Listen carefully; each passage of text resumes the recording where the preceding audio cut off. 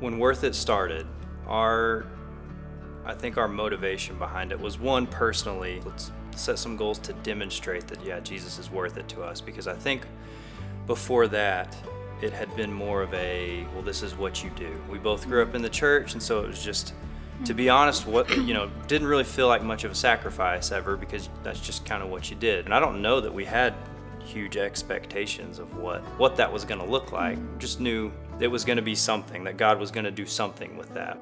We started looking at building a house and doing like the full custom, like the thing that everybody talks about dreaming about. We're gonna do the floor plan ourselves, and that was really fun. And then I'm sure everybody's aware, but with the pandemic came some serious cost increases on materials, and lumber was a big deal, and so the price of that just shot through the roof, literally. We even talked about it at one point. It was like, well, if we had that money that we're giving to the church, not that it was ever an option on the table, but it certainly crossed our minds, like, we probably can make this work. We really kind of had to ask ourselves the question, is it worth it? And it, we decided together, yeah, it is. And so we pulled the plug on that deal. And that hurt. It was humbling. It was painful. Looking back now, I can think of several times where I would tell Allison, if this doesn't work out, it's not supposed to. Like, God's in control of this. That's a good thing for us. And I think there were some times I didn't even believe that necessarily, or like with my whole heart.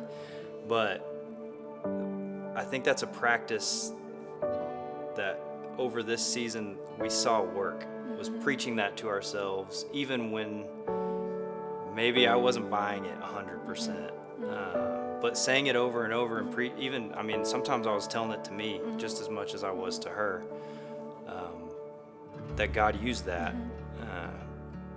The same way He uses the Scripture, I think, to remind us what's true, even when we need someone to tell us that. I think being able to tell yourself that is really important. It is cool to think about, like, 2 years ago, like where we were at personally, and then our GC, and just the disciplines and the fruit that has come from that has just been so awesome. And to take a step back and look at that bigger picture and think, wow, starting those things back then, we didn't really think that they were anything big, but all together they've really produced some fruit in our lives. Like, if we could have planned out what the 2 years were going to look like, it wouldn't have been this. Like, either as a church or even individually.